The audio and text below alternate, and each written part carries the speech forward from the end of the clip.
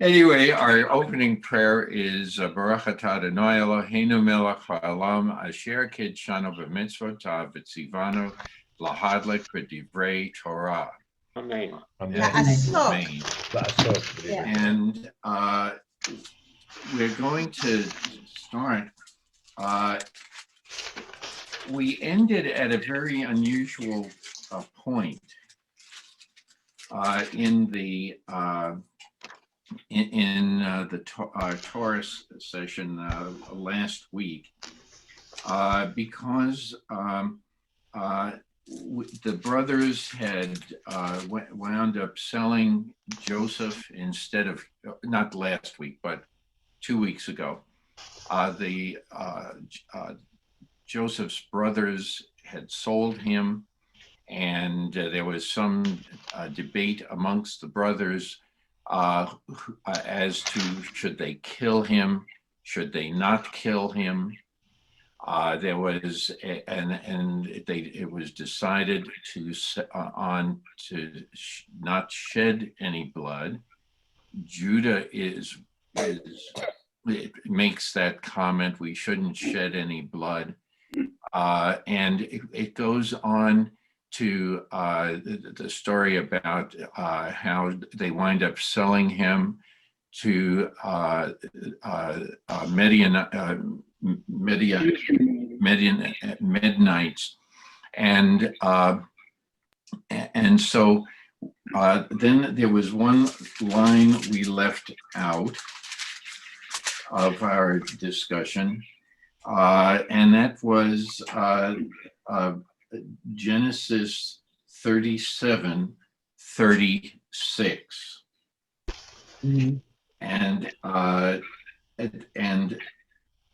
I am just going to mention, I can read it, so it's all right. The Midianites, meanwhile, sold him in Egypt to Potiphar, a courtier of Pharaoh and his chief steward. And that's where we have this new hiatus.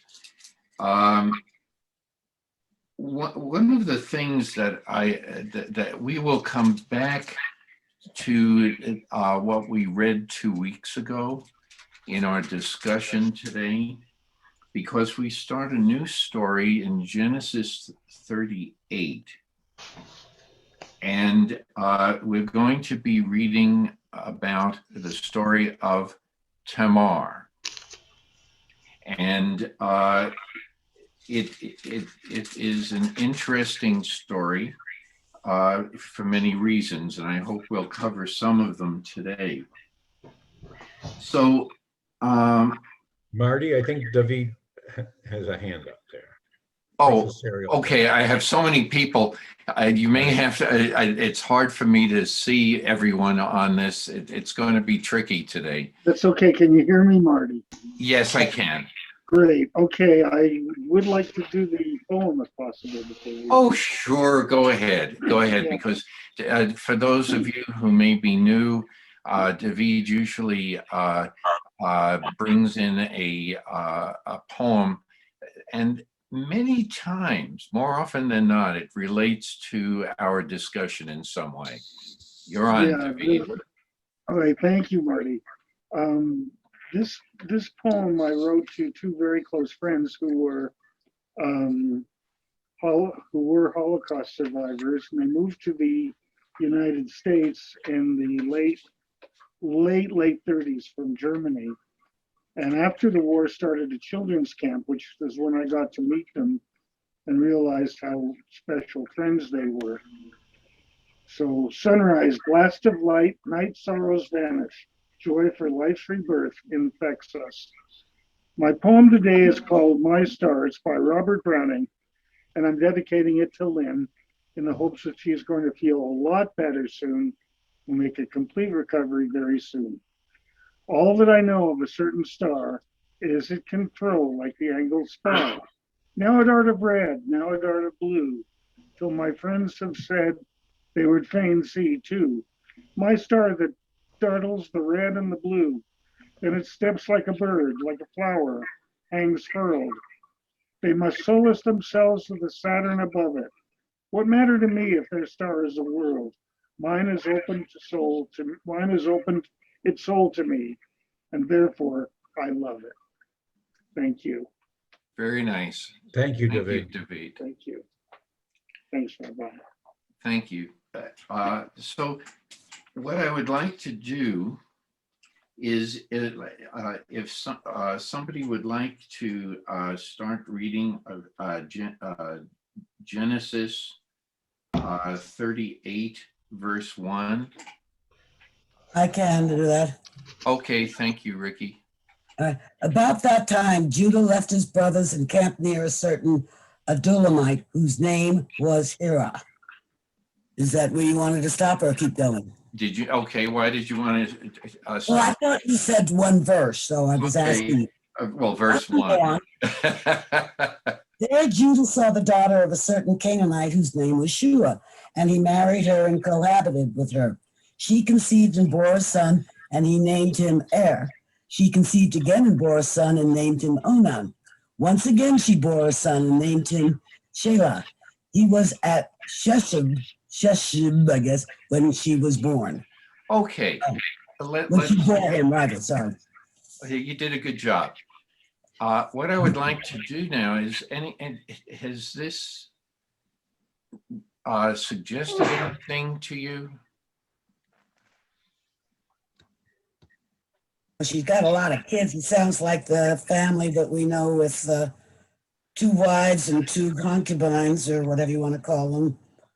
It just sounds like Okay. a lot of begatting going on. Okay, but where is this occurring?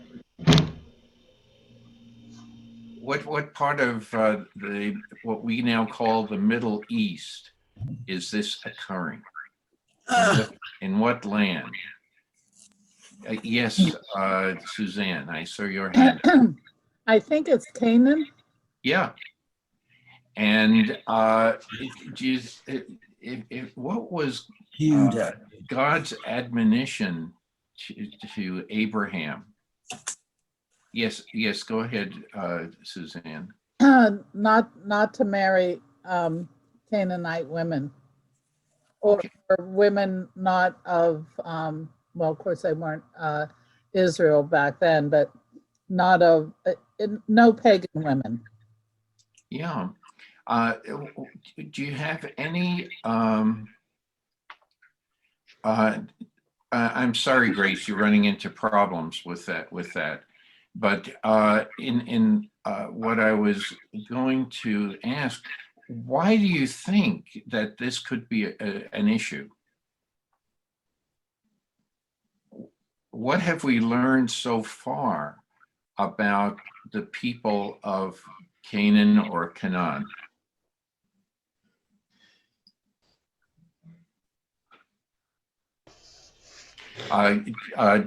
For Grace, I just wanted to say it's Genesis chapter 38. We've all been Verse 1. saying it. Yeah. Okay, very good. Okay. Anyway, what have we learned so far about the people who settle here? Wow. Well, we've had several stories about, how the what has to happen. Let's go back to Abraham, all the way back. It's almost a year since we discussed that. Yes, Michael, please. Yeah, well, it goes back really to be fruitful and multiply. Well, yes, but why are we not supposed to multiply with the people from Canaan? Why are we not to really busy ourselves with them? What have we learned so far? What about the wars that Abraham gets involved with?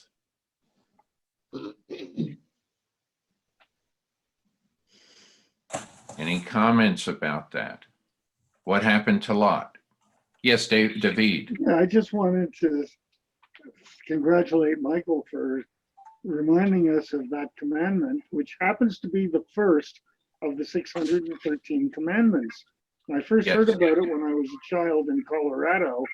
Now, I didn't know about this sort of thing, and I just thought that they were commanding us to bring a stork along and bring a skip. I thought the kids were born when I was a kid. And anyway, I just wanted to thank Michael for reminding us of that important first commandment. Oh, you're welcome, David. Thank you. Well, what else happens in the land of Canaan to this modeled family? What happens to the family? What is the influence outside the clan? Okay, Marty, can I go back or to a side issue of the sure. question that you raised? The way the traditional commentators look at this text, rather than, well, actually there's two. One is that they make a different translation of Kanaani, of Canaanite, and Yes. they said no, she's not Canaanite, she's the daughter of merchants. They say that Kanaani just was a generic term for merchants in the area. But usually the commentators that I'm more familiar with focus on the fact that this says that he married her and then cohabited with her. And they understand by married her, which was not prohibited until much later on in the Israelite history, that's they intimate that she then converted and was welcomed into this. So it's not a quote unquote mixed marriage. So just part of your opening question was that. I just want to hit, that's how the traditional commentators resolve any concern about it. And I know, because there is concern, because we have to address it from the standpoint of looking outside the traditional clan for a wife.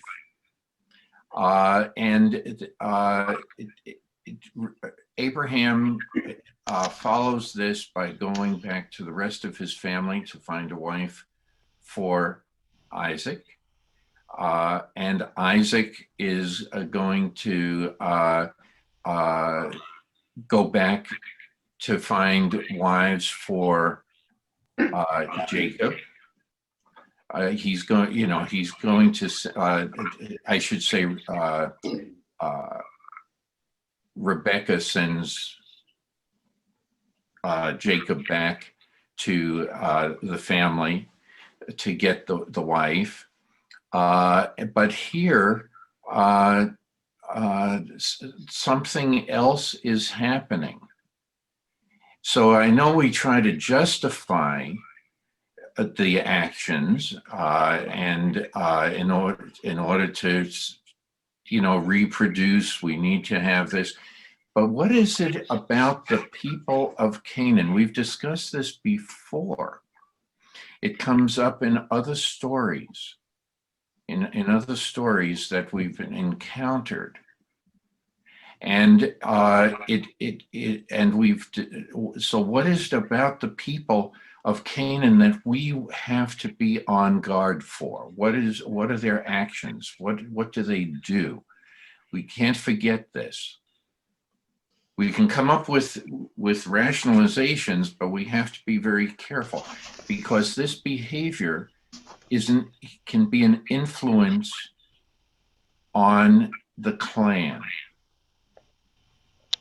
I'm getting feedback from somewhere. I don't know how it's happening, but Rabbi, you had your hand. no, David actually had a hand up first. Oh, okay. Yes. Okay. I'm sorry. Yeah, Thank you for I'm finding. not sure what you're getting at, Marty, but it might be two things. It might be the fact that we have been talking over the last few weeks about the fact that these patriarchal families at the beginning of Judaism, at the dawn of Judaism, had family problems, and that they were internal problems in the families, right from Abraham's family to Isaac's all the way to Joseph, which we talked about 2 weeks ago, when they threw him into the pit and everything, and kind of hoped that the creatures in the pit would get them, but not. The other part of it is that I'm just, my own visits to Israel remind me so much of the Arizona desert. And I like to think that in a way here in the desert that we live in is very much like the land of Canaan. And so maybe the families are planning to take the flight over to Israel, to Arizona, and start a new land of Canaan right here. Okay. Well, one of the issues, and this is going to come up as we go into other books in the Torah. And that is, what about the roles of influence from the outside? Yes, Rabbi, please. Well, I think you're trying to lead us towards idol worship, idolatry. That's another one. That's another one. That kind of practice that was abomination to the Israelites, and God is warning them to not be influenced, whatever. But the humorous answer, I don't know who to give it credit to. The humorous answer is that Judah wanted to marry someone who actually has a name, because most of the Israelite women, we don't know their names. So he specifically went that it may be a semi-humorous response, but I think again that the concern that the Canaanites and their cultic practices were going to be so different, so tempting to one who is starting to establish himself as one of the, if not the leader of the next generation of the Israelites. So anything else? You're touching on some of the other behavior, the cultic behavior. And one of those things that we discussed before was their sexual activity. And that has come up several times. Their behavior in the neighboring communities, with what they did to strangers in the Dinah story, and things like that. So you're starting to get that they may not have the best intentions behind their actions. The traders that were mentioned, they've been described also as quarrelsome nature. Well, traders in the bargaining process, they're going to, it's not a straight transaction. It is a it is a back and forth, almost like a little argument trying to get to the price for the trade. But there are certain things that we have to be on guard for when we go into that. Now I'm going to flip it. Oh, okay. Yes, please, Joanne. When I was hearing this, and my first thought was it was the difference because they believed in the pagans, where the Israelite tribe believed in the one God. And I don't know whether that comes into this, but it would be a whole different way of living. Just the whole culture would be different if you have a God for rain and a God, and not just one God and an understanding.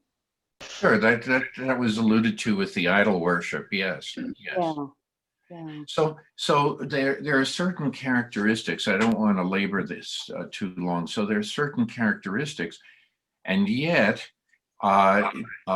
Jacob's sons are dealing with people who are not of the clan and going outside. Now, we're going to find in other stories that sometimes it takes somebody who's not a member of the clan to help us get back on the right path, if you will. So there are different stories going both ways. Yes, Rabbi. Well, it occurred to me, especially in your last statement, that we didn't address, and maybe this was your intent, that we didn't address an issue of why Judah left his brothers. Why did he leave at this point? And if he left in disgust, did he leave in guilt? Did he leave to reestablish the clan somewhere else? And some of that might fit in as side issues to the questions that you're raising also. Yes, I was going to address that. As we read through this story, we're going to come back to what the rabbi just said, because in addition to leaving the brothers, we have this story about Judah. And so we have to, how does all this, why so much emphasis on Judah at this point? Okay. So we'll come back to that. Yes, Rabbi Mary. Well, and there are two things. One, I hesitated to mention. Eretz Canaan, the land of Canaan, is the land that becomes the land that we want. It's the land that we pick up to sit in, which is interesting that it's nothing to do with the desert of Arizona now, as David mentioned, but it's a land that they are sitting in. But this is later on, but as we know, Ein Mukdam Umeuchar Batorah. In the Torah, you can bring things that happen in the future, in the past, in the present, it doesn't matter.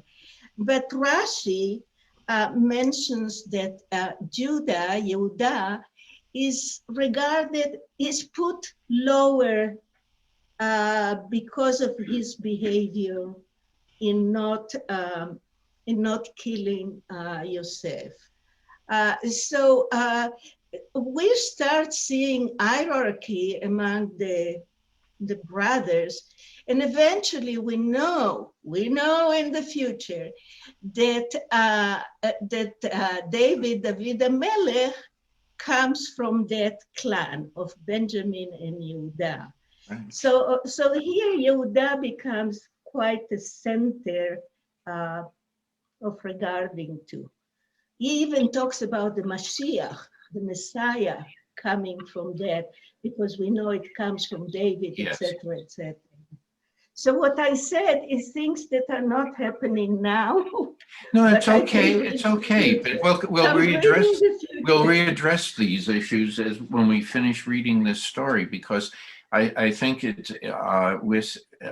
has to be a reason why we see these sudden changes in Torah. There always has to be a reason for, and sometimes it's not mentioned, and therefore there's tons of midrash that we'll be getting to because it's not definitively stated. So we have to fill in, and the rabbis have done a remarkable job of filling in midrash for us to show the differences in contrasting stories and such. So anything else?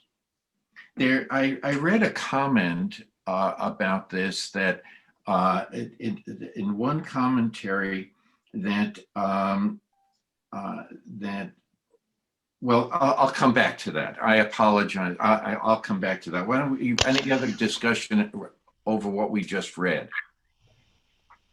Okay, why don't we move on, and whoever would like to read from verse 6? Yeah, well, I can continue. Judah got a wife for his firstborn. Her name was Tamar. But Judah's firstborn, was displeasing to the Lord, and the Lord took his life. Then Judah said to Onan, join with your brother's wife and do your duty by her as a brother-in-law, and provide offspring for your brother. But Onan, knowing that the seed would not count as his, let it go to waste. Wherever he joined with his brother's wife, so as not to provide offspring for his brother. What he did was displeasing to the Lord, and he took his life also. Okay, let's stop at this point before we get to the next step. What is going on here? Yeah. I think it's pretty clear. I mean, Onan is obviously didn't like his brother-in-law because he didn't want to give his brother-in-law any heirs. And my chart, my family chart shows that line is heirs line that just stopped. I mean, that was it until heir marries, Tamar and blah, blah, blah. But there's no more children there. So I just think it was sibling rivalry or sibling-in-law rivalry. Okay, yes, David. One thing that I'm noticing is that God is not normally in the habit of slewing people. This is unusual, I think, in Torah, that they talk about God actually slewing this brother and slewing that brother. So it must have been either a pretty horrible family or he's just doing things that are just not normal for God to do, but I'm sure that there are reasons. Okay. So that's good. So what are the things that that God is upset about in this story? He says that is wicked, and wicked could mean anything, really. What in your translation, David? What does that line read? Well, for was Judah's firstborn. It says was wicked in the sight of the Lord, and the Lord slew him. And then right. Okay. Just that verse. So and in mine it says displeasing. Yeah, mine is displeasing. But yeah, but now we have to come up with some midrash. In what way was he displeasing? Let's see. The Hebrew text is actually stronger than displeasing. It's evil. It's evil. Evil. So in what way is he evil or wicked or evil? My translation also says was evil from Adonai's perspective. In other words, maybe we don't have a human perspective because God looks at the heart and we look at our appearance, as it says in Samuel. But it just says it's perspective of Adonai that he was evil. And so I don't know if there is a good midrash. I don't know what it is, but I don't know. Well, can we know the mind perspective of the Lord is not mine to take over, but that's what it says in my translation. Okay. So why don't we, what are the potential wicked things? Well, the other guy spills his seed. Onan spills his seed, which is not supposed to happen. That's the other brother. First, That's the other brother. Right. I want to check my. Okay. While you're checking, Larry. 8. This is another example of the firstborn. They are always in trouble, and it never works out well for the firstborn, even though the whole culture is primogenic. One of the things I find interesting. Okay. Go ahead. Yes, Rabbi. I was just going to say that it occurred to me that there's one of the midrashim that you're asking about, Marty, goes into that Judah, God wants Judah to feel the pain that he was going to impose upon Jacob, upon his father, Right. twofold. Right. Some of us know the pain of losing one child, God forbid, losing two sons. But the only way that in biblical times they could understand the death of a child before the parent was that someone must have done something evil, that it was a punishment. So the commentators already starting to have a little more mature understanding that children can die before parents said, oh no, we're going to turn it on to as a punishment of Judah rather than a punishment specifically for what and or Onan had done. I don't remember exactly where the Midrash is, but I do remember that one. Okay. Any other comments? Well, that was one of the things that I wanted to just comment about. I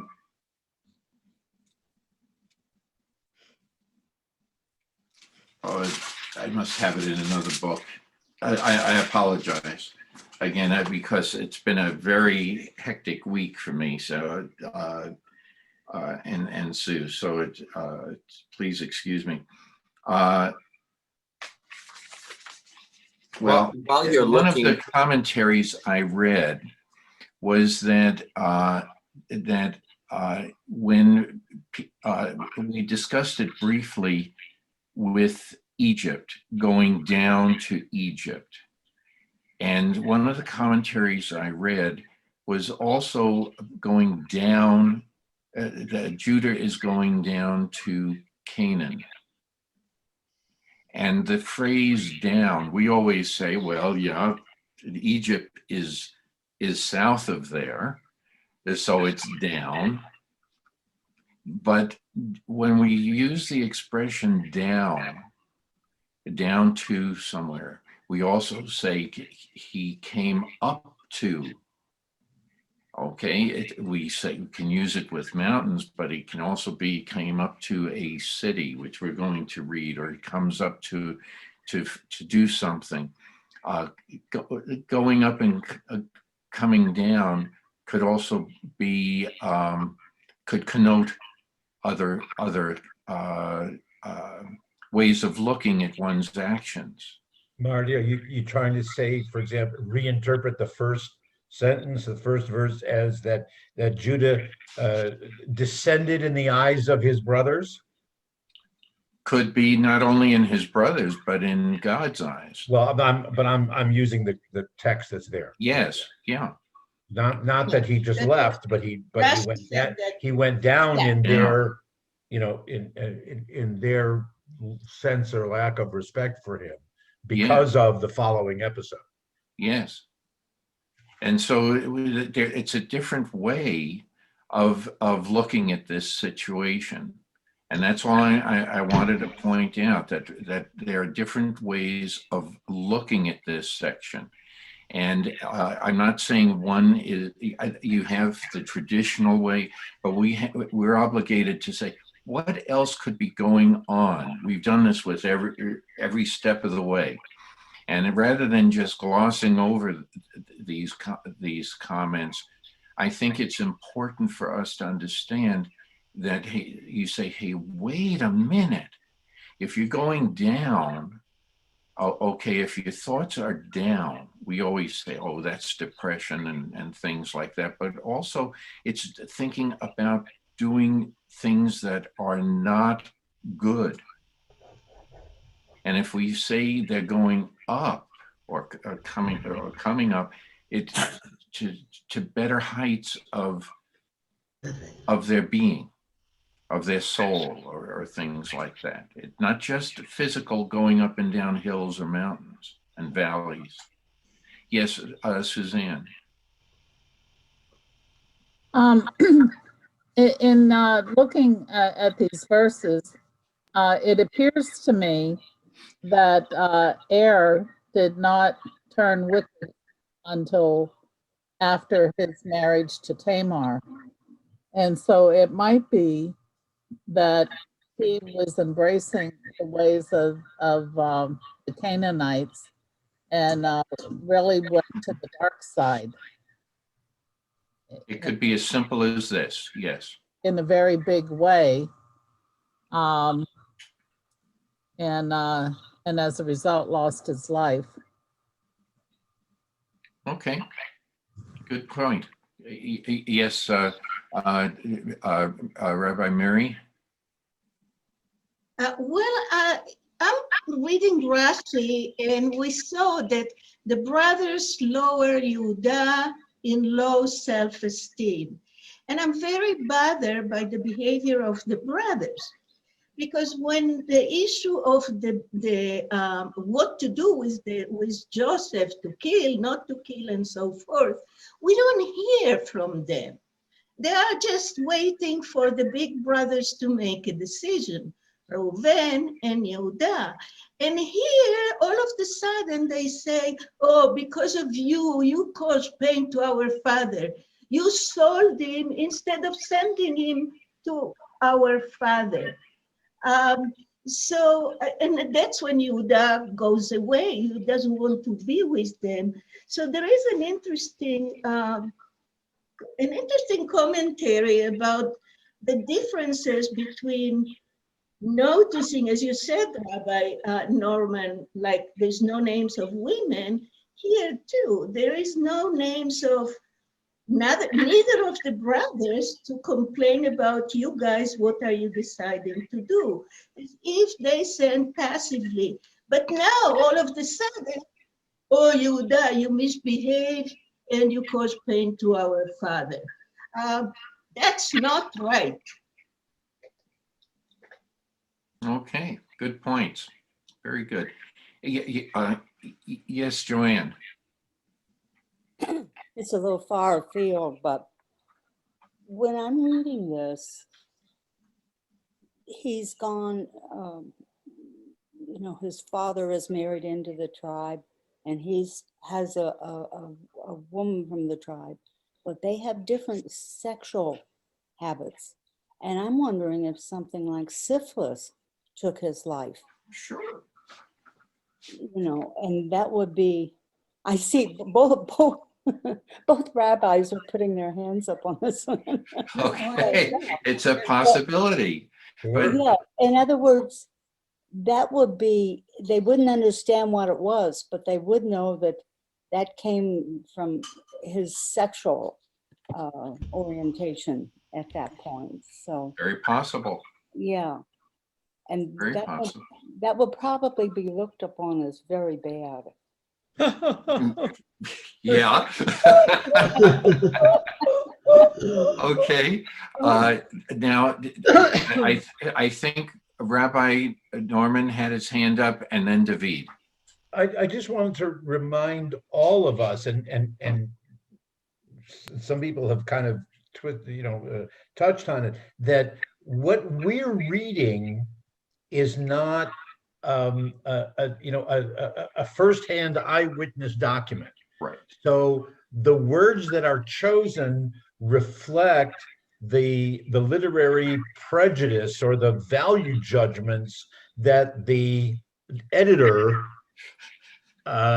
is putting on there. And as Joanne said, that there's a value judgment about, well, here's Judah and his sons, and the way that they're responding to the sexual practices of the Canaanites, and and that particular editor that's why he said that Judah went down.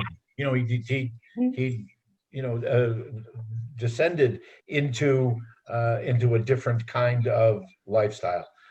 So we have to remember that this is not a newspaper account, right? An unbiased newspaper account. This does show the prejudice and the bias of the editor or editors, which opens, well, we can have that discussion another time. Okay. David, yes. It's actually Wendy. Oh, actually, it's me again. I'm going back. David and I had an offshoot conversation about what the evil that the brothers did and the slewing that God did. And we wondered, how evil were they? And unless they just dropped dead on the spot, whose hand actually did the slewing?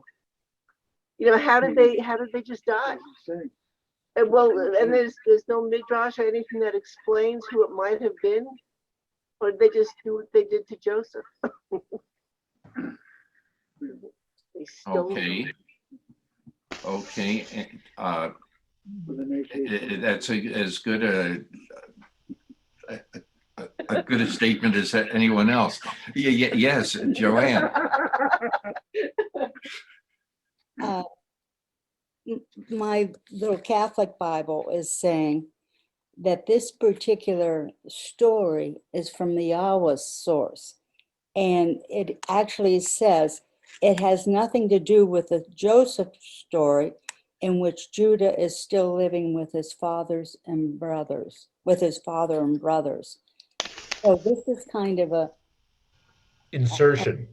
It's an insertion. It's an ellipsis, Right. right? Yeah. Mhm. and but I believe it's trying to tell us something, and that's what we're working on finding out. But Okay. it's there because literary people needed it there to tell us something. What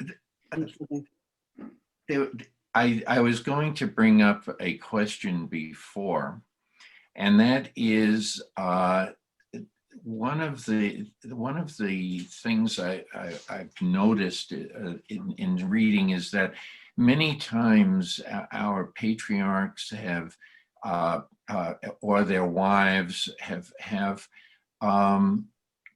praised God for the gift of a son. Okay, and I wonder here if this is another factor. But a lot of the sons that Jacob has, a lot of them do not attribute these things as, their progeny is God-given. And their actions are not the best. Look at Reuben. Okay, we only have one line devoted to what Reuben does. And again, it's a sexual encounter. And I think that's part of this motif, if you will. We've been talking about Dinah. We've been talking about Reuben. We've been talking about how you obtain wives and what you do with the wives. Is that God-given? Yes, Michael. Michael, you are muted. I don't know, Marty, if this has anything to do with what exactly we're discussing, but I heard someplace, and I think this is through the Orthodox. And Okay. so if I'm misstating this, I apologize. And even the sound of it is kind of disturbing. But in the Orthodox, as I heard it, they say, "Thank God, God made me a man and not a woman." Something to that effect. If that would be in place here, I don't know, but that's what came to mind. Yes, but I'm saying, all I was saying is that a lot of the times the stories that we are reminded of, somebody thanks, praise to God for children, and God grants them children, and they in turn will pray, thank God for that gift. And when they do that part of the prayer, I just kind of look the other way and I never say it. I just but one of the things is there are two ways of looking at sex. One, which is the drive that Freud speaks about, and the other is the God-given, the use of sex for specific reproduction, to have children, not just for the fun of it. Ah, shucks. So I'm not committing it one way or the other, but I think we have to talk about, that the stories here deal with this subject, and we have to put it into perspective a little bit. Yes, Rabbi. I hope that I remember what I wanted to say, because I want to respond and clarify what Michael is asking about, and then also respond to you, Marty. When Michael talks about the prayers, one of the morning blessings, praising God, thanking God for making me a man, it doesn't say and not a woman. Okay. Right. Recognizing, and this is before we had Orthodox, conservative, reform, whatever, just the traditional prayer book does say that, and probably was written at a time when there was, the feeling of superiority of the man and inferiority of the woman within the context of prayer. The way that modern Orthodox, they don't defend that, but they now understand and teach that the prayer statement is not thank you, God, for creating me as a man. It's thanking God for creating me as a human being, or for giving me an appreciation of humanity. That's the way, the Hebrew is the same, but that's the way that they would explain it today. The conservative and the reform prayer books now give an option. It's like David was saying, he just stays silent. Now the more modern prayer books will also add, there's a slash, man or woman, and you just say it however you want to say it. Now there are 17 different types today, Rabbi. Oh yes. Oh yes. The bottom of the page is going to say, are we he, she, they, and whatever. Right. That's another discussion. Sani Betsalmo. Thank you, God, that you make me in your image. In God's image. Right.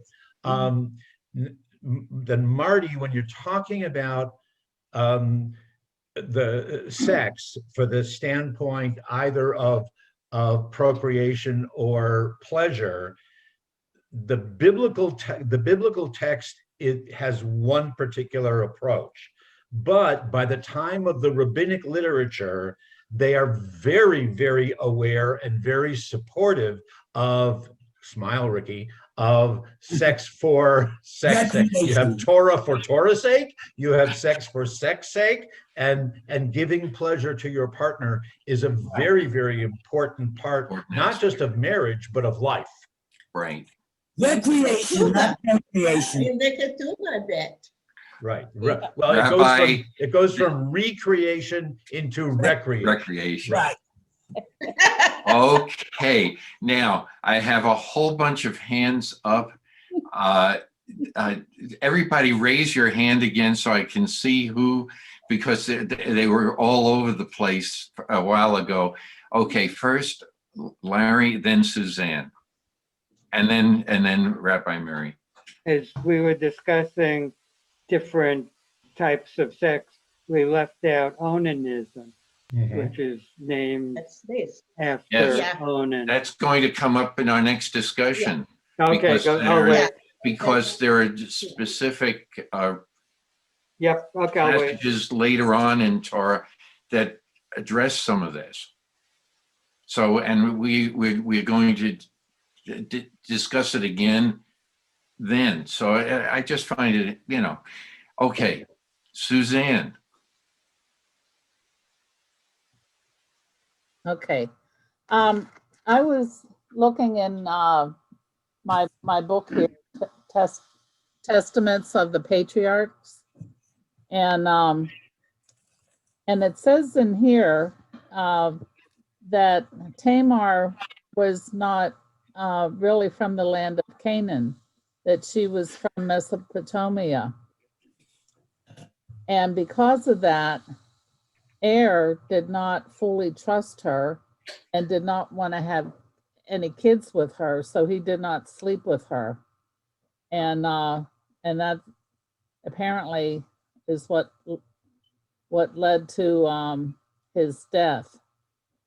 And he was also influenced by his mother, who was a Canaanite.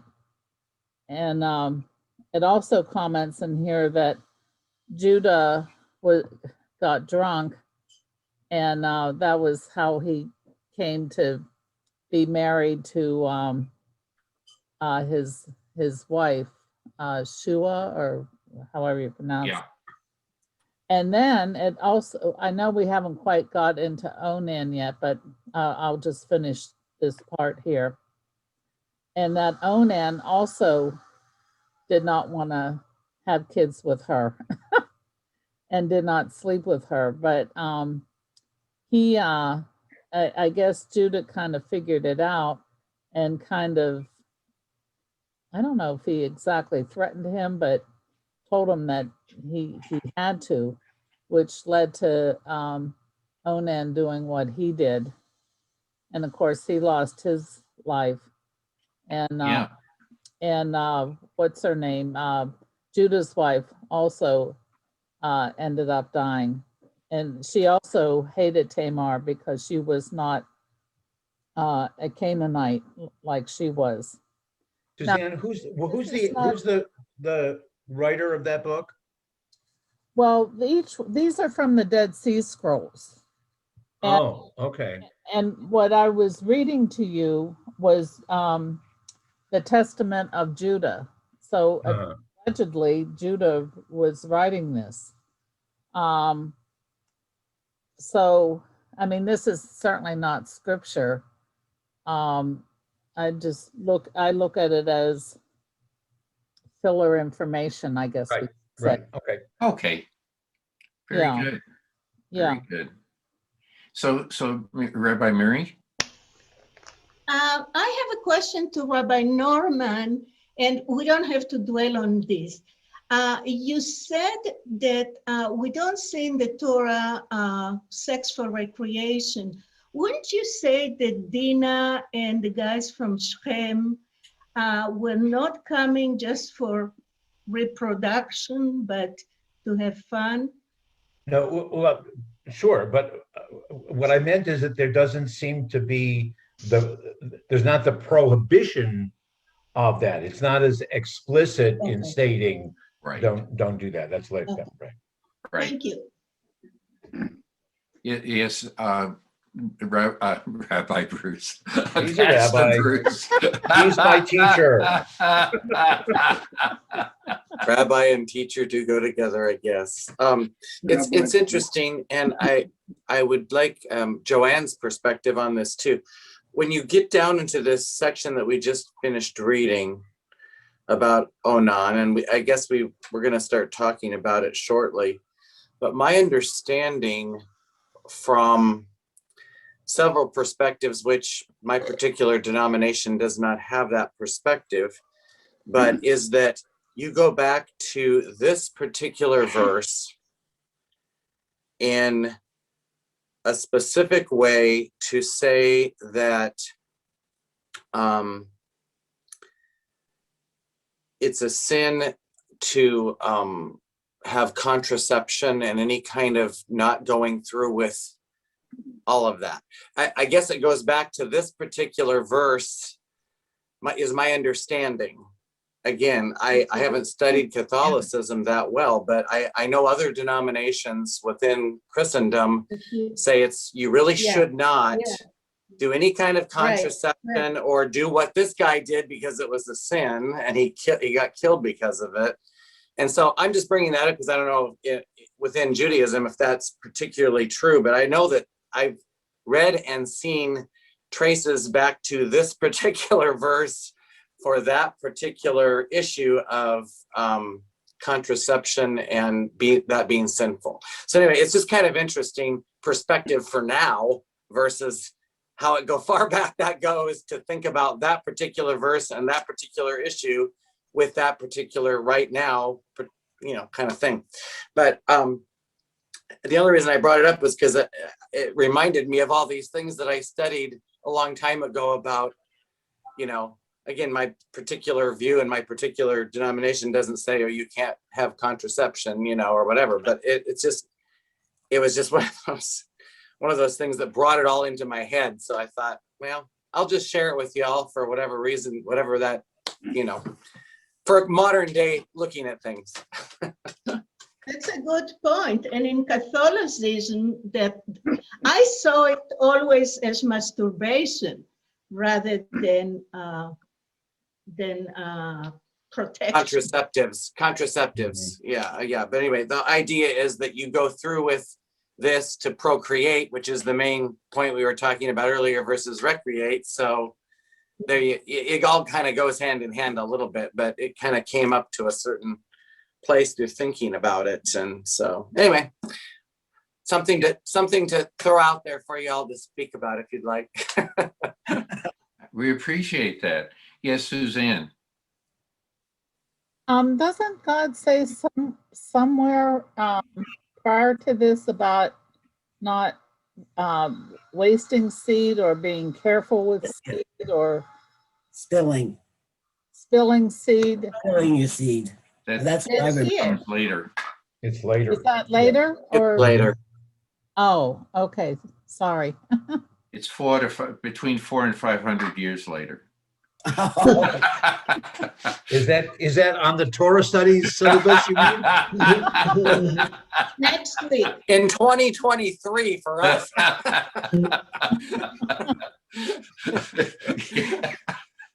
Yes, Joanne.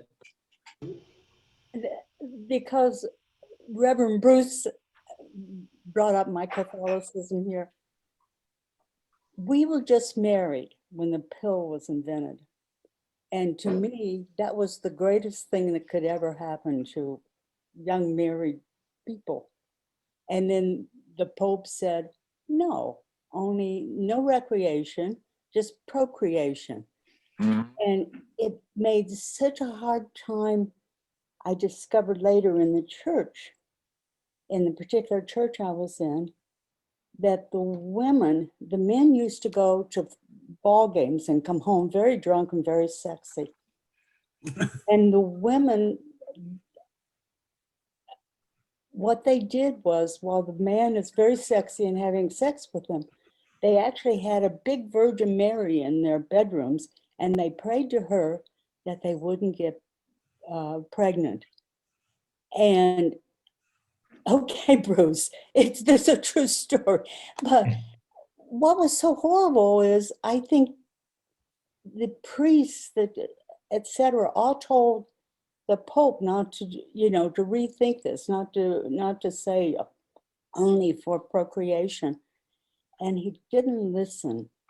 And it caused trouble in all kinds of ways, because if you keep sex within the marriage and for both procreation and recreation, I think that's the better way. But I've only been married 6 years. What do I know? Thank you for sharing. That's very, very good. Yeah. So regardless of whether Larry got his hand up. yes, Larry. Earlier, we mentioned the streaming of unorthodox. If you want to learn about how Orthodox Judaism handles newlyweds and procreation, look at this video. It explains it all. Okay, thank you. Thank you. Any other comments before we, poor Aaron Onan, all I can say to Aaron is human. Sorry about that pun, but okay. This sets up when two of your kids wind up being married, for different reasons, they're with the same woman and they don't make it, whatever happens. I've seen Midrash where also it's the lineage is no longer there, that little twig on our tree just disappears. Yeah. So here you have two little branches being lopped off. Marty, yeah. Excuse me, one thing that just ran across my mind, okay? Remembering something that I studied many, many years ago, that one of the rabbinic responses to this situation is which we'll encounter in Leviticus, is what's called Levitt marriage. Right. In other words, here Judah is not saying to the boys, marry your sister-in-law. He's just saying sleep with her. Right. Okay, and recognizing that really didn't work very well, as we're going to see. In later on in the society, they said, no, maybe one of Er and Onan's emotional difficulties, was the fact that they weren't married to this woman. Therefore, they said that this is automatic. When your brother dies, the role of the brother-in-law is to marry the widow, not just to sleep with her. Right. And that was the trend. That's a conversation in the Talmud. I don't remember exactly where, but I do remember studying. As a matter of fact, that is traditional at that time. That it was so that the deceased brother, that his family would still have an heir. That's really H-E-I, right. Yes. I think the next couple of sentences is going to hint at marriage versus just sleeping with. That's what I read when we read the next couple of lines. I snuck ahead. So should I go read those and then we can include them in the conversation? You can. I was trying to set the mood for in Judah's mind. That comes up in verse 11. Yes. So why don't before you do that, Rabbi Mary has her hand up, and let's hear what she has. I think Judah says to him, Bo Elad, just come to. Now, I think it's Talmudic. There's 3 ways to marry, to acquire a wife, and one of them is to have fun. It's to have sex. So at the moment that he asked him to come to her, he asked them, him, to marry. And because what's coming next, the boom that we're going to talk about it, we know that that's the way that when you don't want to marry, you have to do this ritual. But a person or 2 people, a man and a woman that have sex, they are married, or she's married, I'm not sure. So very good, thank you. So now poor Judah has lost 2 sons. Right. Okay, and you have to think about what could be going on in his mind now. Okay, what's going to happen? Okay, I'm sorry, Gail, yes. Excuse me, but poor Judah, what about poor Tamar? Well, we're going to come back to poor Tamar. Okay. Because you don't know what's going through her. This is all a setup for what comes down the road. Well, there are 2 ways of looking at Tamar, and we'll come. Let's see how far we get, because she is the hero or the heroine of the story. But is there something else in the background that we have to be careful of? Okay, but per usual, the woman's voice is not heard. Well, I think this story, the woman, as it turns out, it's going to play a big role. But not now. That's right. Nothing. She's muted. Somebody's, I don't remember who, somebody said that their text claimed that Tamar was from Mesopotamia and was not a local. I don't know where that came from, Susanna. Yeah. I don't know if that's back from the Dead Sea Scroll text. That was me. That came from the Dead Sea Scroll. Okay. Okay. Which I said it wasn't scripture. Yeah, it's not in our text here, right? Okay. Right. Well, it's not in the Christian Bible either. Right. I'm just saying it was a translation of different testimonies Dead Sea Scrolls put together in a book called Testimony of the Patriarchs. Mhm. And it is interesting information, which may or may not be true. Okay, thank you. Thank you. Next, if any further discussion at this point, well, let's read on to verse, Yeah, the verse next. 11. Then Judah said to his daughter-in-law Tamar, "Stay as a widow in your father's house until my son Shelah grows up." For he thought he too might die like his brothers. So Tamar went to live in his father's house. That was where I was saying is hinted at, because above it was Judah saying, "Join with your brother's wife," and here it says, "Wait till he grows up." So maybe this guy, Sheila was still too young to be considered marriageable. So that's why there's sort of a little bit of a hint there that that he wants a different relationship. So anyway, so Tamar went to live in her father's house. Okay. Until further notice. No, that's right. Right. Any other discussion? I think you did a good job. Any other discussion on that? Okay, let's move on to verse 12. A long time afterward, Shua's daughter, the wife of Judah, died.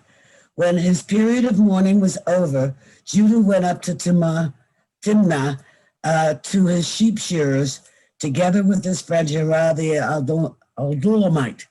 And Tamar was told, "Your father-in-law is coming up to Timnah for the sheep shearing." That's hard to say, sheep shearing. So she took off her widow's garb, covered her face with a veil, and wrapping herself up, sat down at the entrance to Eniam, which is on the road to Timnah. For she saw that Shelah was grown up, yet she had not been given to him as wife. Okay, let's stop at this point. Okay, any comments at this point? She's up to something. Well, she's realizing now, wait a minute, you told me Sheila is not grown up enough yet, and yet, what does it say here? Well, that he is. Yeah, that she thinks that and sees that Sheila has grown up.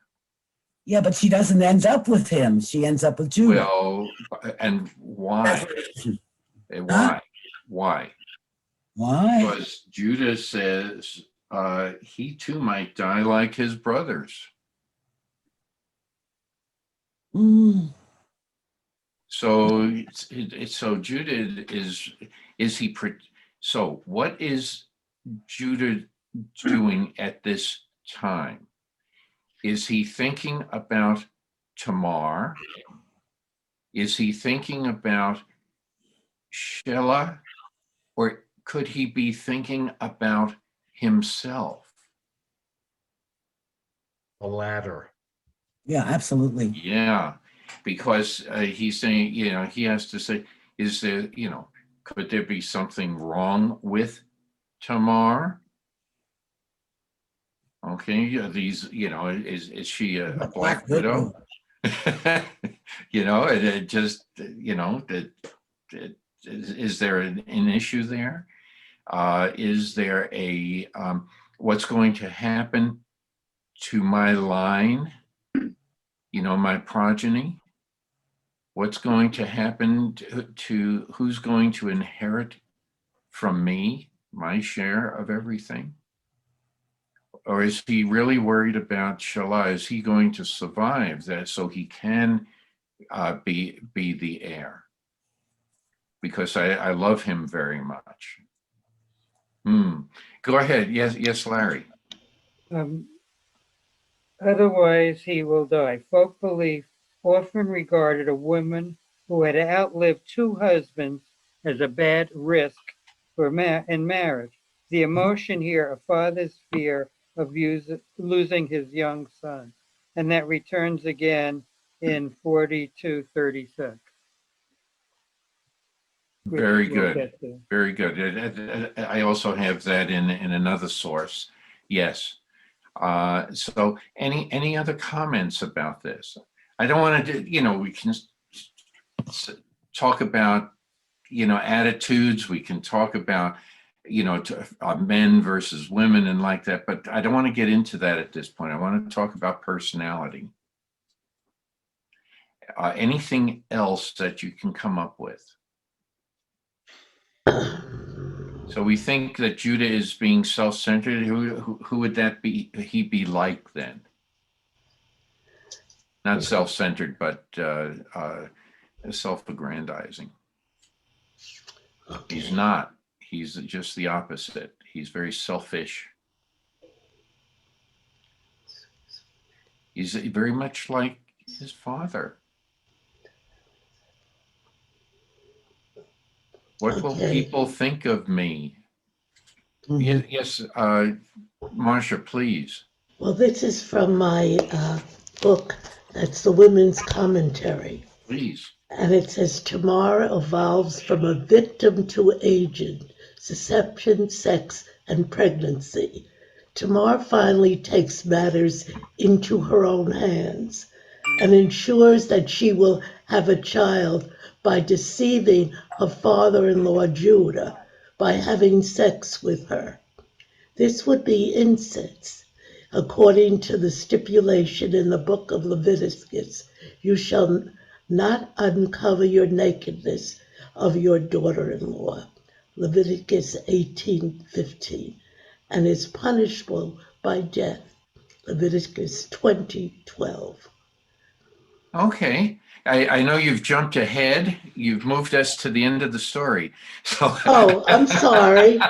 But that's okay. That's what it says here, what she does. I know, Okay. but we do that on occasion. We bounce back and forth to other stories, and so yes, this is going to play a role in the future too. So anything else that you want to? Rabbi, was that your hand up for briefly? Oh, Not me. Okay. So then let's move on a little bit. Oh, where was that?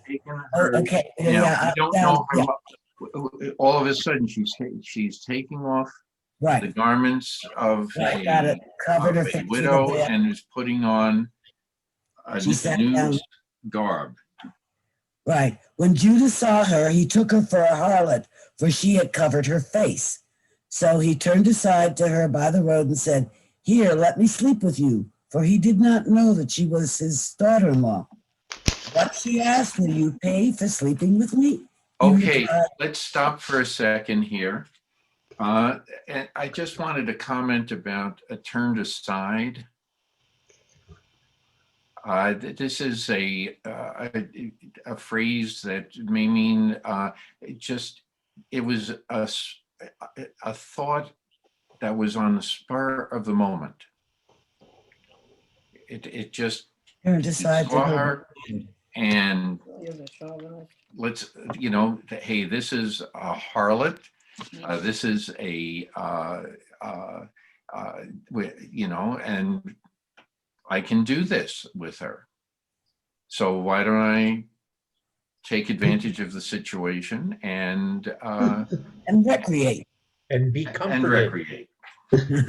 So he's a any other recent comments? widower. He doesn't know that she's the widow.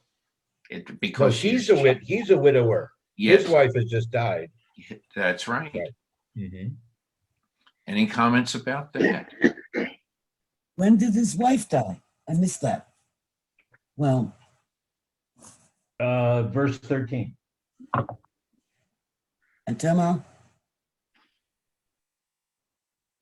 Yeah, verse 13, it said, and it was told Tamar, saying, "Behold, thy father-in-law goeth up to Timnath to shear his sheep."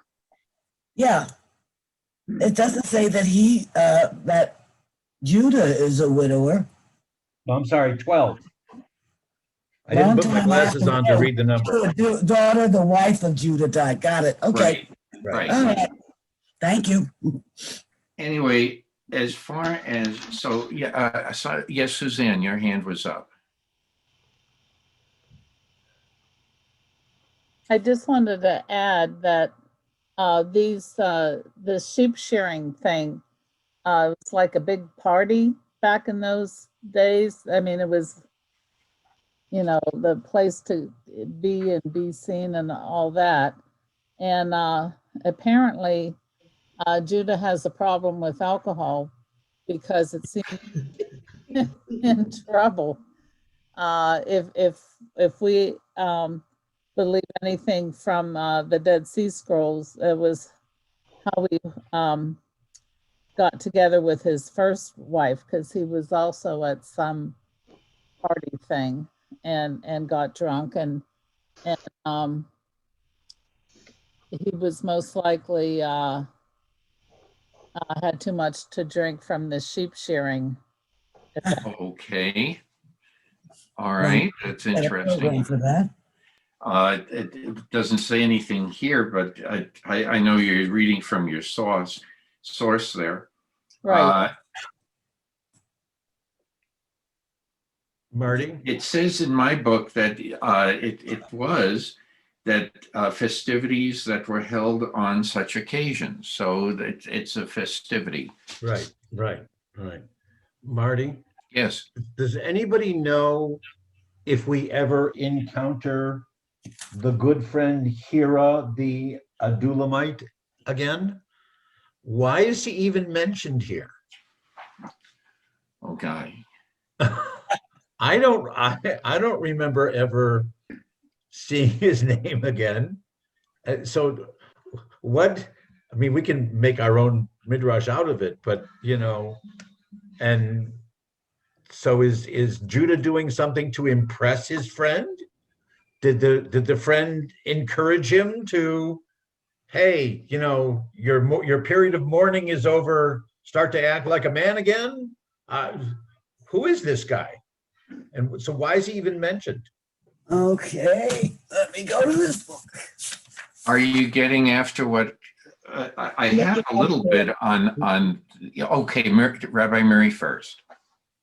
I'm just throwing this. I also saw why is he coming and is his friend, as today when two homosexuals don't want to be out of the closet, they said, he is my friend. So maybe the relationship was not just friendship, but beyond it. And he was, he needed to leinachem, he needed to feel better after their death. So he takes his friend with him, or just for support. His wife just died. And I want to say to Suzanne, in the Torah, when someone gets drunk, we heard about it with the words drunk. It was when Lot, Noah, and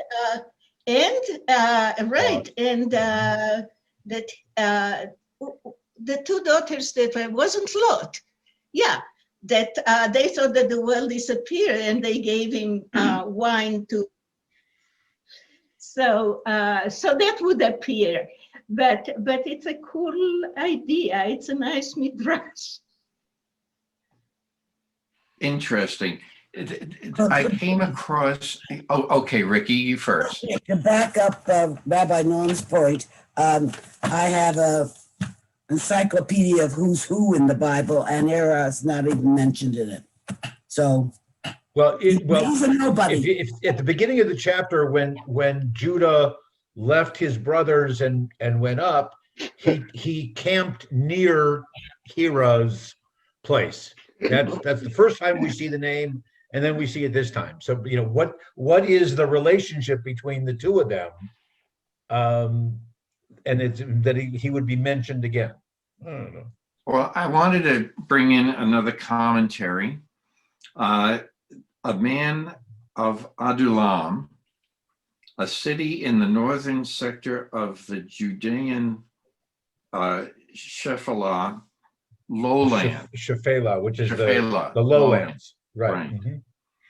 And it was a Canaanite royal city. And this is one of the cities that Joshua will capture. and make part of the tribal inheritance of Judah, who is also associated with the life of David, etc. So it's near the very northern border of the territory of Judah. So it's actually near Ben Gurion Airport, for those of you who know. Oh, who know modern Israel. Very good. Any other comments? So now we're we spoke about appearances and how they can be deceived.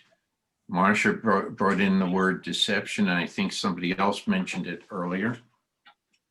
So this is another story that deals with deception. And here is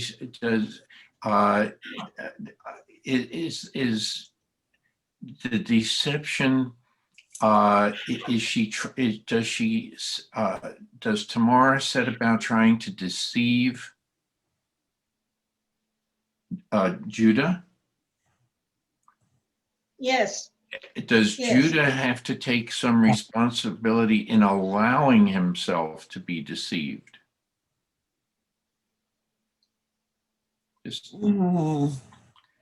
Because he's, let's say, hungry for companionship. You're trying to say he was horny? Yeah. So who knows? Who knows? All I'm saying is that that he bears some responsibility here too. Yes, Rabbi Mary. Well, it's interesting in the English translation as well as in the Hebrew, Vayugad, and Tamar was told. So she was told by someone or by some people. So this is a conspiracy.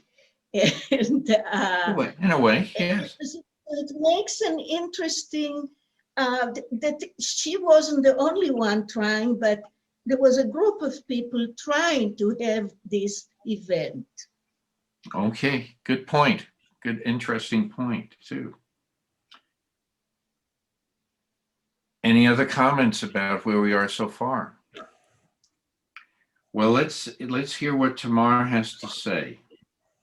All right, what? Will you pay for sleeping with me?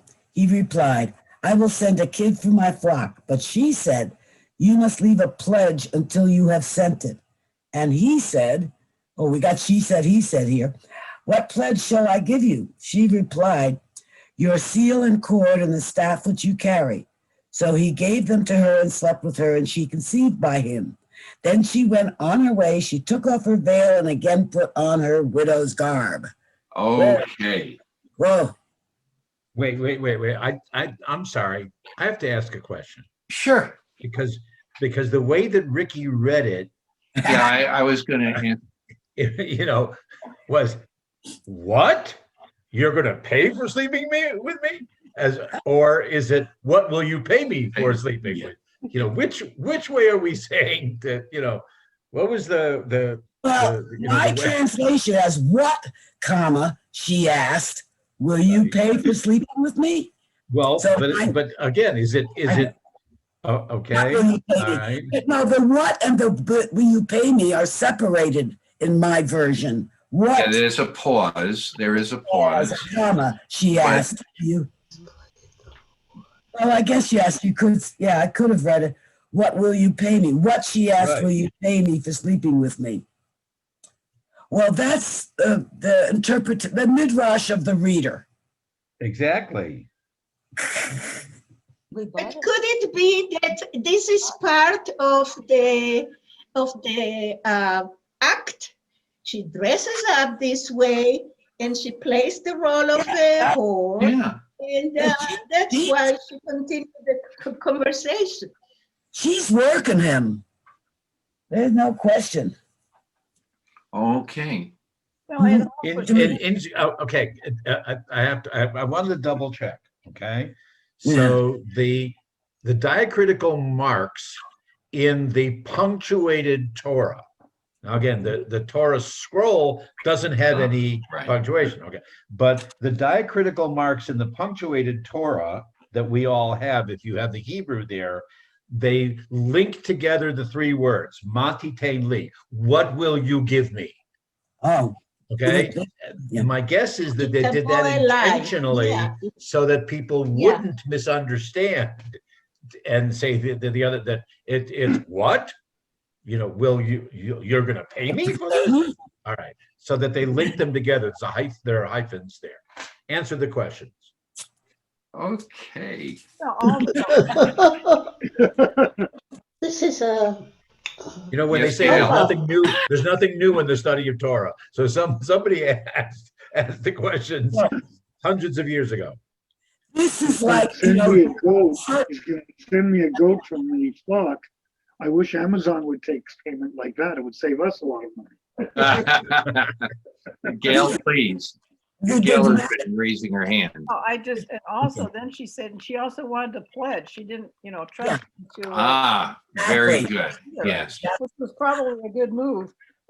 So in addition, but that's because why does she want the pledge?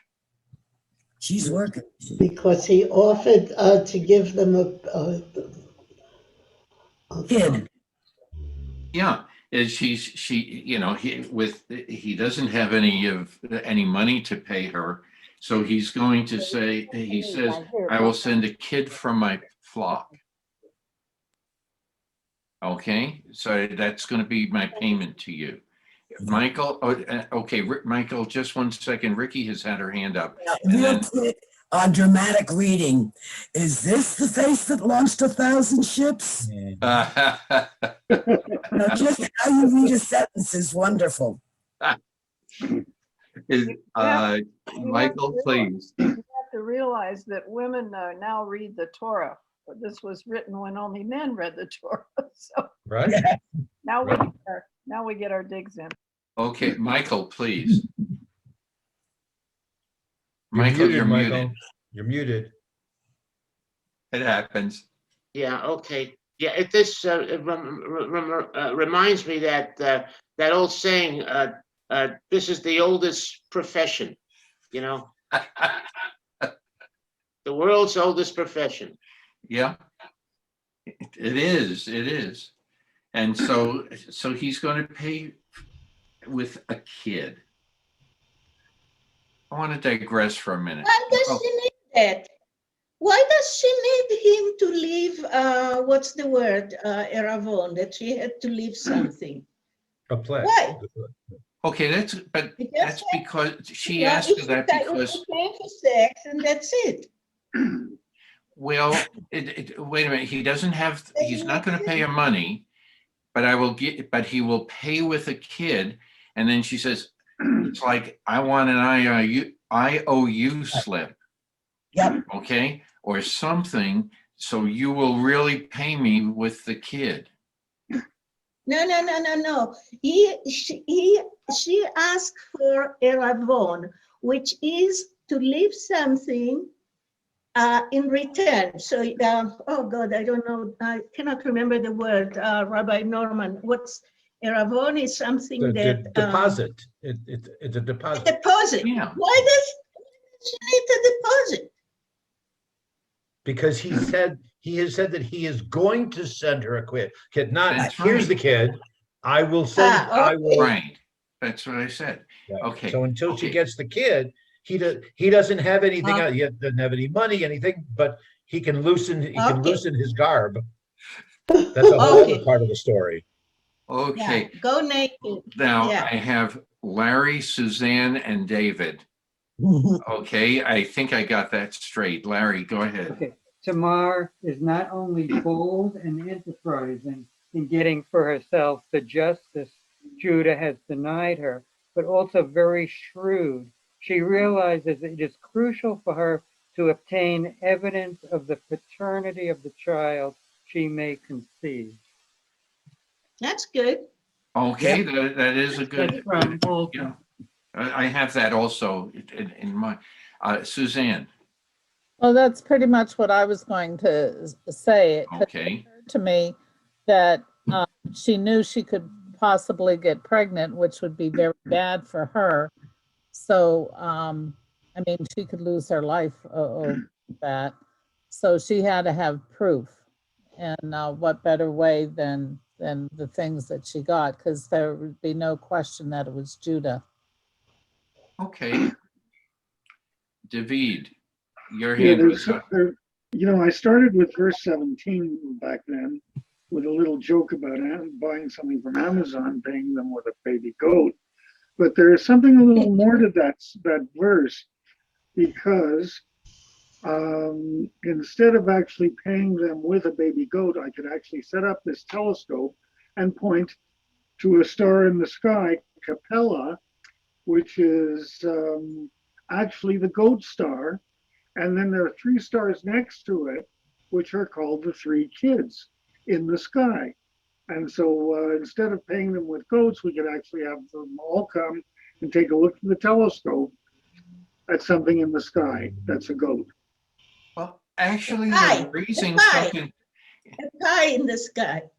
Well, there's something very important in what you say, what you just said.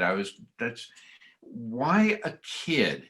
We've come across the kid in several different ways so far. One of which was what is the role of the kid and Joseph's coat? Oh, kid's blood. It was kid, wasn't it? That goat is slaughtered. Right. Okay. Except what I was taught when I was little about looking at the goat and the 3 kids in the sky. The 3 kids are very clearly living baby goats that are next to the goat star, Capella. Right. But here we have a goat used one way, and here a goat is being used in another way.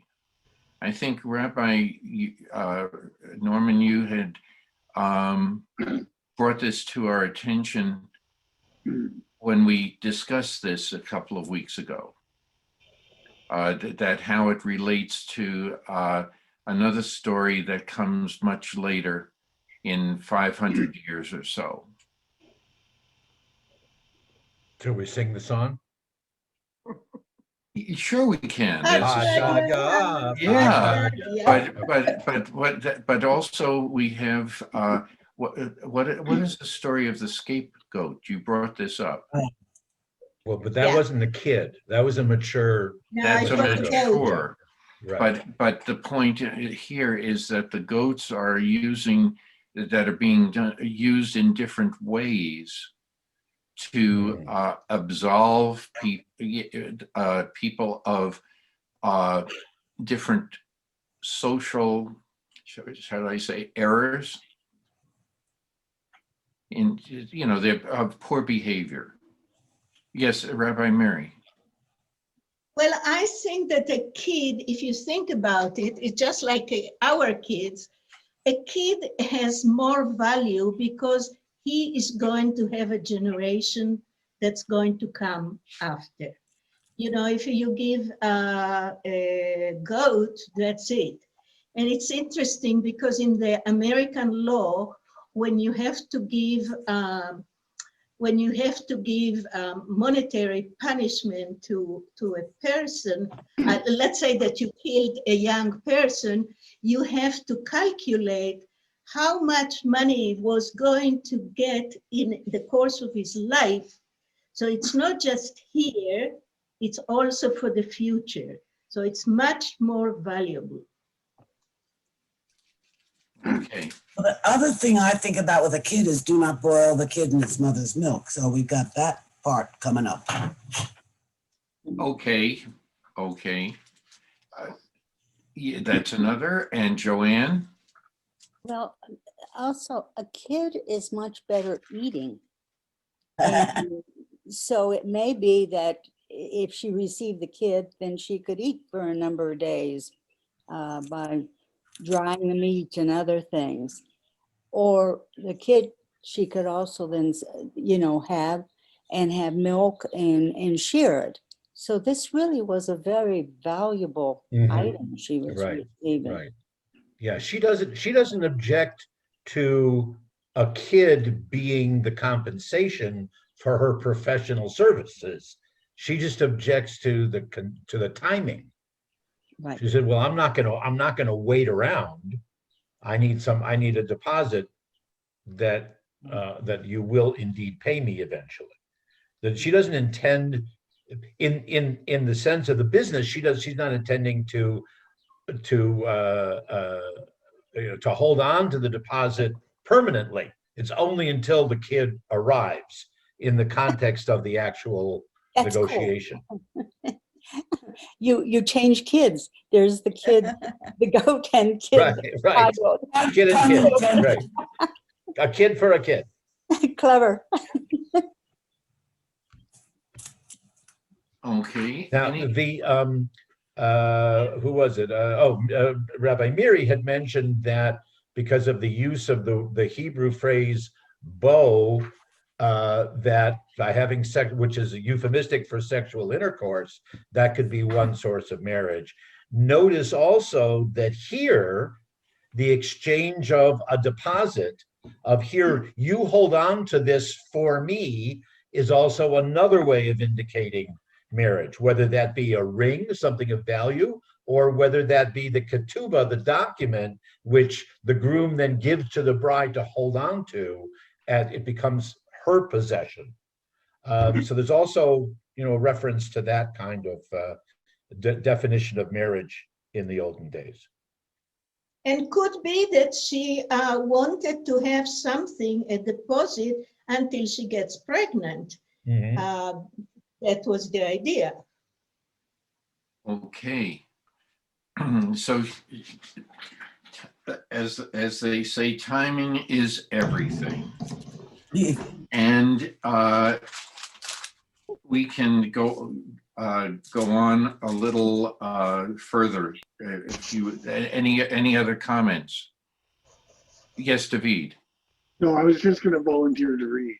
Oh, okay, please. Okay, so let's start at 17 again. Sure. Because I love that so much. And he said, "I will send thee a kid of the goats from the flock." And she said, "Wilt thou give me a pledge that thou wilt send it?" And he said, "What pledge shall I give thee?" And she said, "Thy signet and thy cord, and thy staff that is thy hand." And he gave them to her, and came in unto her, and she conceived by him. And she arose and went away, and put off her veil from her, and put on the garments of her widowhood. Okay. Okay. I need to jump in again, like I did all with Ricky in the way that she did her English. I would do the same with David. Back to in verse 17, the translation that we heard him read, she was asking, "Wilt thou give me a pledge?" Oh, will thou? All right. As opposed to, "Listen, buddy, you're going to give me a pledge because I don't trust you to send me the kid." There's no question there. Okay. However, the Hebrew has the word im, which, as Rabbi Miri will also affirm, the im means if. Okay, so again, it's up to us to put in the emphasis on the way we hear Tamar speaking. Okay, was she, im, will you give me? Or is she saying, only if you give me? Which way do we see her in this negotiation? Interesting. Yeah. Any other comments? Now, why a seal and the cord and the staff? They're easily identifiable. Please expand on that. Well, it's proof of who he is. Your seal is, your identity card. Okay. Question about who it is from. That's right. It's a highly personal object also. So Right. you know that he needed the court and the staff to be able to keep his pants on, so to speak, and to walk comfortably. So definitely they were important to him, and she knew that. so putting it all together, she now has proof of who it was that she has had sex with. It's Yep. if he had said, "Oh, here I have a shekel, and here you can have the shekel," it's done, and it remains anonymous, even though she may know who it was that she had sex with. It's his word against hers, but now she has physical proof that it was him. So any other comments? Yes, Well, Rabbi Mary. I have a question regarding the word that in my Torah, which is the Orthodox, it says she's going to give the wrap, but the word ptilecha, I don't know what it means. I don't recall saying, because if it's a coat, we saw it with Joseph, so I'm not very sure about what's that. It's not very important. I just Patilcha, the patil. Yeah. Yeah, What is it? that's the cord, like the patil tchelet that's on your tzitzit. Okay. Patil, little cord, right? Right, and you have it in candles. Okay. Yeah. Yeah. So any other comments at this point? So it's not so far this is not a very decent story, but Gail had her hand up, Marty. Yes, Gail. I just wanted to say that Tamar is started out as a pawn in this whole story at the very beginning. She's nothing but a pawn in Judah's hand. She gets passed from one man to another, and he makes a promise, blah, blah. So this is a rare instance of where a woman, you actually see her character development come out in this whole chapter. You don't see this very often in the Torah. It's really kind of a rare story. It's a good way of looking at it. Full character development. And what is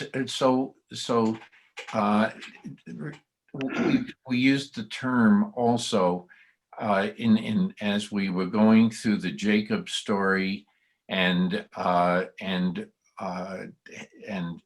we used the term deception, and we also came across that in and it works in different ways. In this entire chapter, if we go all the way back, if we go back to the beginning of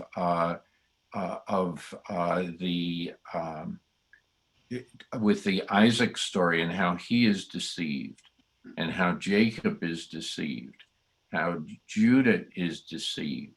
Well, Judah is only deceived because he's weak. That's right. And how, well, and then we have the roles of Laban or Laban, and now we have Tamar. So this whole concept of deception, and it would make for an interesting discussion sometime. How does deception work diplomatically, politically, in our everyday life, for that matter, because we all fall prey to that to deception, to try to persuade other people to see it our way, or we are deceived by others. So it's a very it's an interesting series of discussions. Well, let's see what happens. Let's see what happens. And you asked the question, Rabbi, when do we see the friend or the Adulamite Yeah, Here it one of comes them. up again. Yep. Yeah, Okay. yeah. So why don't we go to verse 20? Maybe we can go through verse 20 and just read a little bit, and then we can discuss it and then finish up. And Judah sent the kid of the goats by the hand of his friend, the Adullamite, to receive the pledge from the woman's hand, but he found her not. Then he asked the men of her place, saying, Where is the harlot that was at Anaim by the wayside? And they said, There hath been no harlot here. And he Okay, let's returned. stop. Whoa, Let's whoa, stop. whoa, whoa, whoa, whoa. Okay, I have sacred prostitute, not just harlot. It's sacred. Yeah, I got a cult Right. practice. Cult It's practice, a different sacred. word. Yes, Go yes. ahead. Religious. Kadesha, yeah. It's different than, prostitute, but now she's than sacred Zona. prostitute. Yeah. When did that happen? So we're making several assumptions here also. And here we have to go to some of the texts that the rabbi has been trying to show how we read things. He's putting a lot of faith in the Adullamite. That would be a good name for a mineral too. Anyway, but the Adulamites, he could not find her. Right. Okay. Yeah. And he said the people told him the following, that the Adullamite says that the people said there was no harlot there, or no whatever words you have. Okay. Any comments about this? He ran out on him on purpose. Or does he know something? I'm going to twist it around a little bit. Could he already know something has gone on? Probably. It doesn't say this. But does Judah's friend, the Adullamite? But he's told to pick up the, I forgot it again, his sword and his stuff, Judah's stuff. So why, I mean, he has to be completely dumb not to know that something is going on. Yeah, all of a sudden these have disappeared from Judah, and you would think that something is going on here. So is he putting two and two together, and do we have to put a lot of faith in this, what he then tells Judah? Maybe he didn't go at all. Yeah. Maybe he just said, I did, and I tried, and I couldn't find anyone. Yeah. Or yes, Ruth Ann. Marty, we don't know. She could have moved on. I mean, if we're talking about months now, she could have moved on. She could have gotten married. She could, That's right. She really could have disappeared from that town, and he couldn't find her. So to say that, I can't think we can make an assumption that he was being dishonest in what he told Judah. It could be the truth. It could be another deception. At this point, we have to say, are we being deceived again? Do we have to put up a guard? Maybe, maybe not. We don't know. Any other? Yes, Michael. You're going to have the last word, Michael. You're muted, Michael. Got it. Okay. This word deceive, deception, today, in today's society, is very, very serious. Because back then you can deceive one person or two, but because of, let's say, media, and you can get to a whole nation with just one deception and really change things around drastically and critically. So maybe somebody has their voice. I'm getting a lot of feedback. I don't know. Okay. Rabbi Norman. Yes. Well, you had your hand up. I did, but Marty had told Michael he could have the last word. Oh, I'm sorry. Well, Rabbi's always, yeah, Rabbi can always have the last word. Oh, special prerogative. Okay, go ahead, Rabbi. Yes, yeah. I have a different impression because again, because the Hebrew doesn't use the phrase of an ordinary street walking prostitute. This is she's a kadesha. She's part of the cult that and the Adulamite, whatever, Hira, whatever, he's the first one to use that word.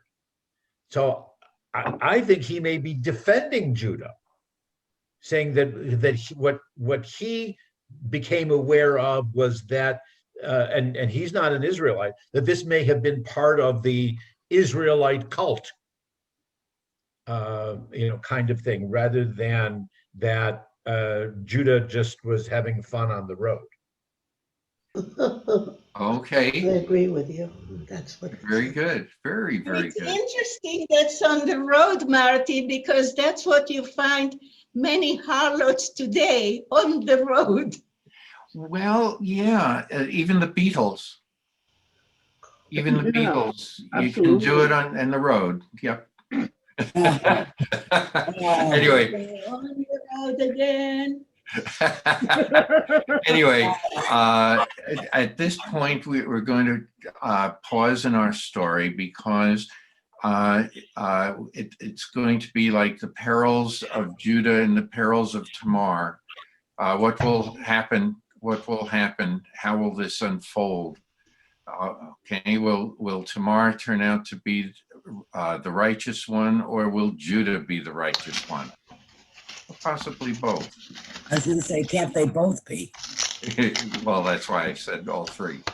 Anyway, any other? There is the phrase from the scripture and the prayer book of Tzaddik Katamar Yifra, that Tamar the righteousness should spring out like the fruit of the Tamar tree. Oh. Can I sing it? Tzaddik Katamar Yifra, Tzaddik Katamar Yifra. Very nice. That was beautiful.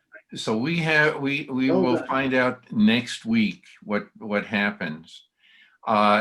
Any other announcements that people want to make, or?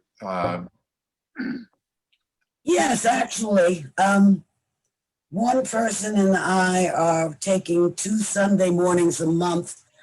I don't know if you want to say studying Kabbalah or just getting together and bouncing it off back and forth between us.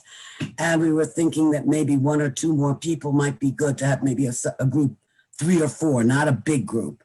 And we meet privately, not connected with the synagogue, but since this is a group of studiers and knowledge-based people, if anybody is interested in discussing Kabbalah on a 1 to 2 or 3, people basis, give me a call or email me, and I'll give you further details. Okay. Very nice. Thank you. Any others? If not, Ruth Ann, I guess that's it for today.